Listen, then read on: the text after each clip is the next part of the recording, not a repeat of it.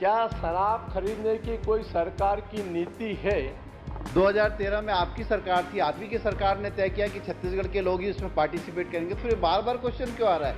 सब नीतियां आपकी सरकार के द्वारा बनाई गई। यार अभी आप तक तो पहुंचा ही नहीं हूं मैं, आप घबरा क्यों? तो 3 तक कहां पहुंच गए? आपको ना देशी से मतलब है ना विदेशी से? मेरे को दोनों से मतलब नहीं, मेरे को तो इस चीज से मतलब फिर है। काहे प्रश्न कर रहे हो?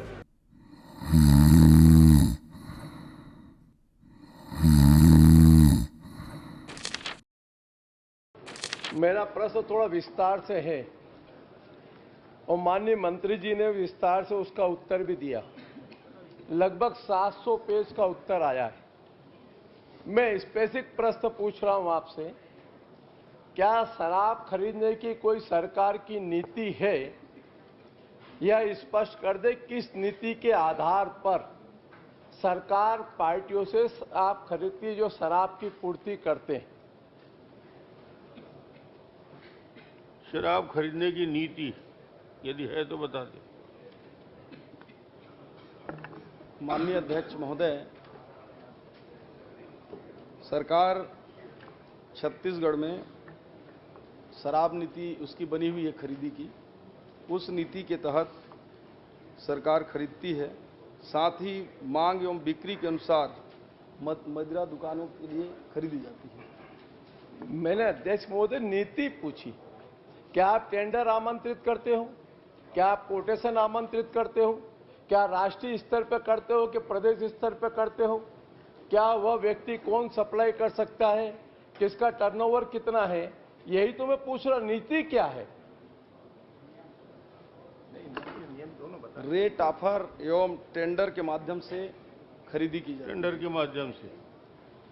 सम्मानीय अध्यक्ष महोदय, मेरे प्रश्न के उत्तर में ही आपने कहा, तो क्या राष्ट्रीय स्तर पर, अंतर्राष्ट्रीय स्तर पर क्या पेपर में विज्ञापन होकर के छपा, उसका टेंडर आमंत्रित हुआ? तो कितने फर्मों ने 2019 और 2020 और 2021 और 2022 में आपने बताया, ठीक? तो कुल छत्तीसगढ़ में 3 ही खाली लोग आए आज तक। यानी ये चिंता का विषय, देश में डिस्टिलरी कितनी है, वो खाली 3 ही लोग छत्तीसगढ़ में सप्लाई करते रहे, और उसमें देसी मदिरा और विदेशी मदिरा दोनों का टेंडर कब कब आमंत्रित किया और कितनी फर्मों ने उसमें भागीदारी निभाई, जरा ये बता दें।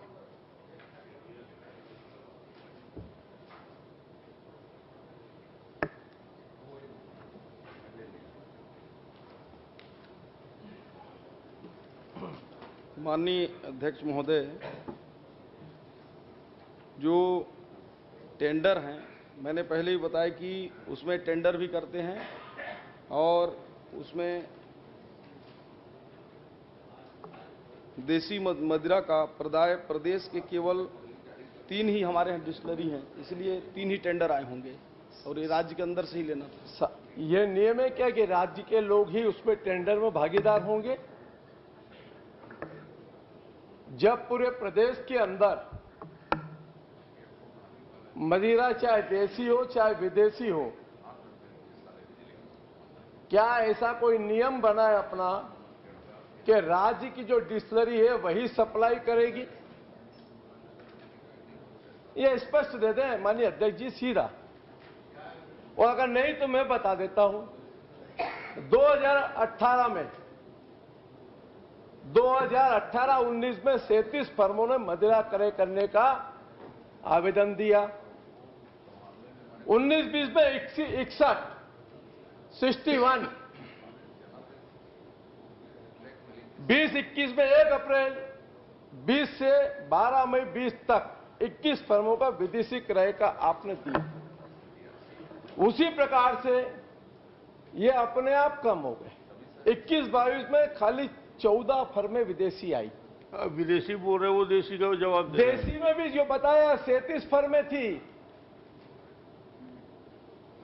तो 3 तक कहां पहुंच गए? आपको ना देशी से मतलब है ना विदेशी से? मेरे को दोनों से मतलब नहीं, मेरे को तो इस चीज से मतलब फिर काहे है प्रश्न कर रहे हो? कि अगर छत्तीसगढ़ में ईडी का पदार्पण हुआ तो दारू से ही हुआ है सर। चलिए बता दीजिए, कुछ बताना है तो। माननीय अध्यक्ष महोदय, यह नियम 2013 से है कि केवल प्रदेश के ही जो डिस्टिलरी वाले हैं वो देसी मदिरा प्रदान चलिए करें। ठीक, बहुत अच्छा जवाब है। चलिए, आपने कहा, ये भी सहमत हूं। अगर आपने कहा तो आप ये भी बता दो कि जो 3 मदिरा वाले हैं, क्या उनके जिले बांटे थे क्या आपने? अध्यक्ष जी, 2013 में आपकी सरकार थी, आदमी की सरकार ने तय किया कि छत्तीसगढ़ के लोग ही उसमें पार्टिसिपेट करेंगे, तो फिर बार बार क्वेश्चन क्यों आ रहा है? सब नीतियां आपकी सरकार के द्वारा बनाई गई। यार, अभी आप तक तो पहुंचा ही नहीं हूं मैं, आप घबरा क्यों? मंत्री जी को उत्तर दे। मैं तो सीधा पूछ रहा हूं कि क्या जो पॉलिसी आपने कहा छत्तीसगढ़ के लोग ही डिस्टिलरी वाले उस पर पार्टिसिपेट करेंगे, एग्री, नो प्रॉब्लम।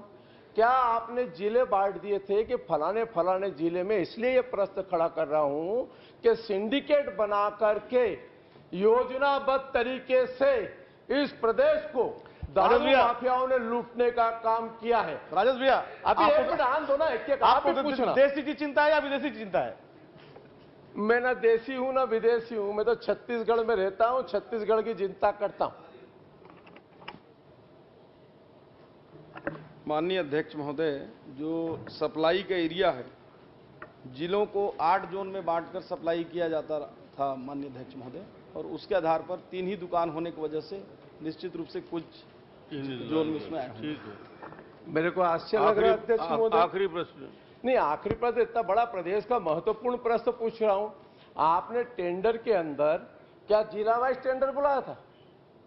आपने प्रदेश में मदिरा सप्लाई करने के लिए टेंडर आमंत्रित किया, और जब प्रदेश में मदिरा सप्लाई करने के लिए आपने टेंडर आमंत्रित किया, उसमें 3 लोगों ने पार्टिसिपेट किया जिनकी डिस्टिलरी यहां है, तो क्या 5 साल तक एक व्यक्ति, एक डिस्टिलरी वाला एक जिले में सप्लाई करेगा, दूसरा व्यक्ति दूसरे जिले में सप्लाई करेगा, तीसरा व्यक्ति तीसरे जिले? मैं नाम नहीं लूंगा किसी डिस्टिलरी वाले का। यह पॉलिसी के ऊपर प्रश्नवाचक चिन्ह है अध्यक्ष महोदय, मैं खाली उस पर ही बात करूंगा। तो यह प्रदेश का बहुत महत्वपूर्ण प्रश्न है, और मेरा प्रश्न 4 किस्तों में अध्यक्ष महोदय। पहला खाली प्रश्न भी चालू हुआ है कि क्या एजेंसी किससे सप्लाई की, कहां तक की?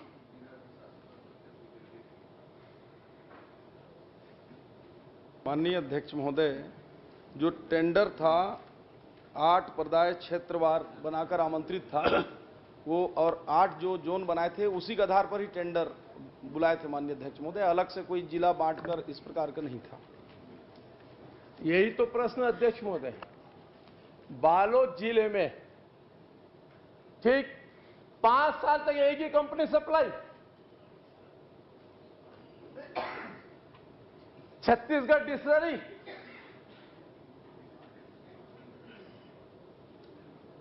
अंदाबाटे रेवड़ी चुन चुन के तो अध्यक्ष महोदय महत्वपूर्ण सवाल है। हर साल टेंडर आमंत्रित करते हैं और हर साल टेंडर करने के बाद में एक व्यक्ति एक जगह सप्लाई। यह आश्चर्यजनक बात है अध्यक्ष महोदय। प्रश्न कर लीजिए ना। मैं प्रश्न इतना ही पूछ रहा हूं, क्या एक 5 साल का कॉन्ट्रैक्ट एक जगह का हुआ क्या एक ही डिस्टिलरी से?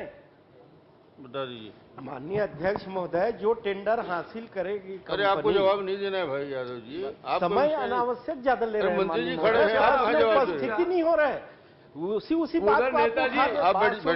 टेंडर जो हासिल करेगा वो आप बैठो। टेंडर गलत हुआ है, वो वाला बात लाइए ना।